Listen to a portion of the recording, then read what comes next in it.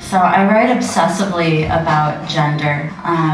Joshua Clover, who's like my dad, but not really, used to call me his little Adrienne Rich. She died. I'm sad about that. So this will be a prologue. The cherry blossom wash. We have gone missing. 2 little red parts among other red parts. The net is white. The apple orchard is white. The cherry orchard is white too. My encounter only means one thing. Something red and wild. Something small and red and wild. With lots of connotations. But that's what girls do, isn't it? Something small and red and wild. The history of breasts. Bent over a sink peeling potatoes, the wife cuts her left breast off right before dinner. She leaves it bleeding in the double sink areola up and makes her way towards the meadow filled with stars. She twists off laurel leaves and fills her skirt lap to brimming. She finds an oatmeal can and makes a guitar. She bards around with the Bambis and the moon, and when her pink heels sink into the mud, she breaks them off. She gets down on the ground and digs until she finds an obsidian arrowhead, which she affixes to a branch with her own hair. She carves under the half moon of the right breast and pulls out the implant. She puts a bundle of matchsticks, some cloves, and an antler in the space that is left. In the morning, when her face is dew-wet, she remembers the house. She faces her sex to the sun and hopes it is enough. A cavalry comes. They follow the trail of Menzies to the hiding place. She puts out an arm and the horses sympathize. They throw their riders, who watch helpless as the woman and horses mate, calling out to each other with radiant moans. In praise of men.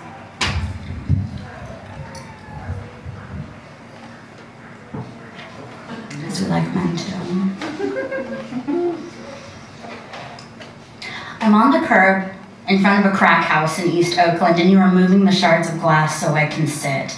And it isn't merely you. It's the old queer who returned my wallet with a hug, the young man who carried me up and down the steps every single day for a week, and the one who brought the whiskey when my eyes welled. The one that painted my house during the divorce, and the one that held my hand at the death, and you too who opened the door and smiled at the right time, even the bartender who was amazed by cleavage. You are worth songs. And all the men who have danced reluctantly on porches in early spring are the ones that carry grocery bags, the ones that till the fields, or the ones that have ever stopped a purse snatching or sent an anonymous valentine, the ones that choke on their own blood in war, the ones that give their throats to the dust of the coal mine, the ones that fix computers and drains, that change tires, that stop at accidents, that offer coats in the colds, even when you turn out to be into S&M later. For a while, you are heroes. So the next time you turn your eyes like a starved savage to a woman, remember that. Eulogy to a dead rock star, my man.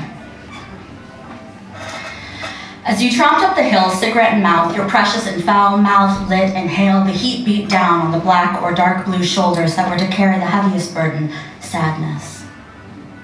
No thing, no one thing could have prepared you for the blinding whiteness and unbearable lightness of having to move through the waters of day to day by yourself. Do you remember when he left you for dead? He called from Seattle saying, "We don't know where he is," the cocaine heavying his voice, and you in a dark closet, face down, locked in overdose, then coming home. Your parents came when the morning was still fresh with light, but after the van had already rolled 1, 2, 3, and already there were 2 survivors, but really there were many more. How your mother formed her mouth around those words, I will never know, carefully for your sake. You hit the pavement like your soulmate and writhed in agony, while inside quietly they closed the many blinds to afford you this, because the turning point of your life occurred in an office park.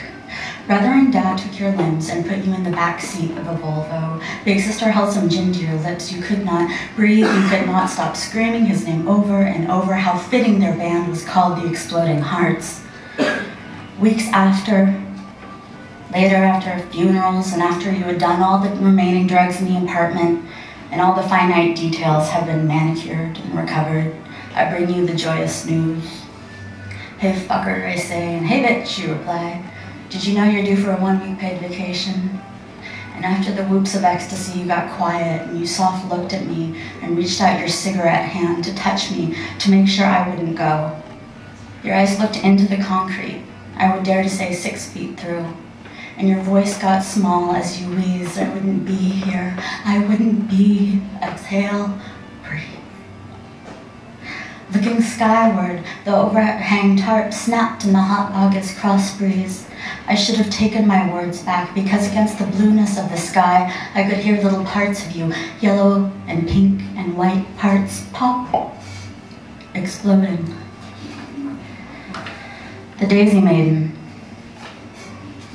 And that was for my husband, the faithful departed, Jim McGage, and the rest of the Exploding Hearts, who's a punk rock band from Portland you may better have on your iPod list, because Mama needs a new pair of shoes. So all of us, in some ways, are little maidens here, even the men, and there are many and long clicks in the rue when stiletto strikes stone to cobble over cemeteries 4 feet under. Lycra hugs her thighs, gashes of neon pink under a black blazer, unshaven stems like little pipe cleaners, leading to yet another pink gash above. The glue from her eyelashes looks like sleep in the corner of her eyes. A Daisy Maiden thrown into acid. The demoiselle of the back alley. The punk rock marriage.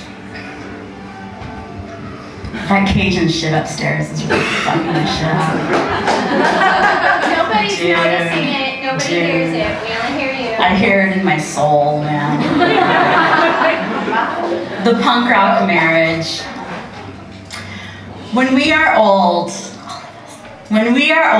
we will live in a lighthouse. And if not in one per se, then driving distance to one.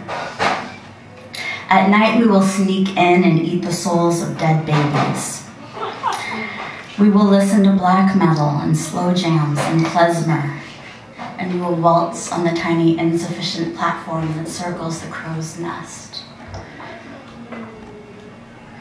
We will mix, drug, and drink, and we will loll riverside on picnic blankets and pet one another's graying hair.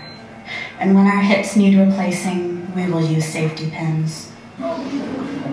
They pop out during sex, and we have to replace them often. But shit, they're cheap enough. But when we are old, we'll live in a cabin. Chop wood and tend garden and can our own tomatoes. It's the Oregon dream, man. You'll brew your own beer, and I'll have a miniature pony that we train as a seeing eye dog. On our cozy walls, we'll have framed posters from '77, some stolen off of Montreal's cobbled back alleyways, and some we silkscreened ourselves. We will let bands sleep on our floor once in a while. We'll string up Christmas lights regardless of the season. We will remember to say please and thank you to each other and to the earth at every opportunity.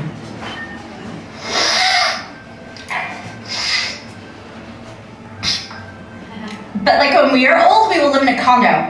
We'll do endless piles of blow. And we will go surfing at all hours of the day and night. And we'll throw money at hookers and spend our Sundays making PB&Js for the homeless. We'll walk the boardwalk and hand them out, like maybe even with clean needles. We'll make porn of ourselves that we burn in protest before we've even seen it. And we'll sneak cigarettes when we think the other one's not looking, and we'll snorkel and we'll sleep on beaches. When we are old, we'll live on a boat. We'll wear heavy sweaters sometimes and have marathon sex on deck. We will ferry immigrants who deserve to be ferried.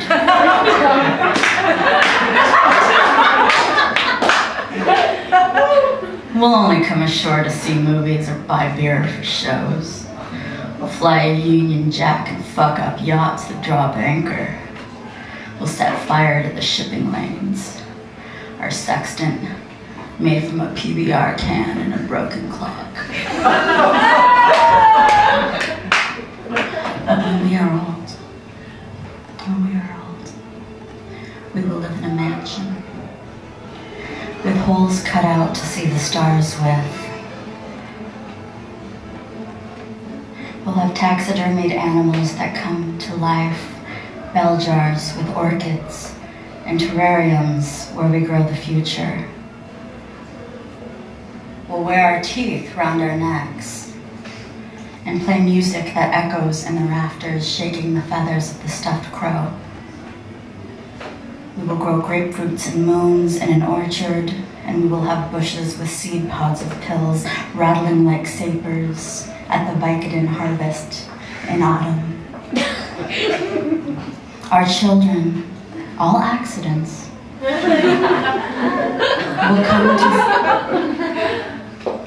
come to see us on Sundays, and we'll ignore them and speak French to the grandbabies. We will serve banquets of weed food and set up a label exclusively for bands made of high school teachers. We will hand out scholarships and demos anonymously. We will shoot guns and cackle and nap anywhere we like in sleeve coats and velvet. We will tend and burn. We will fuck and fight. We will yawn and yearn. And there is no one else I'd rather do this with than you.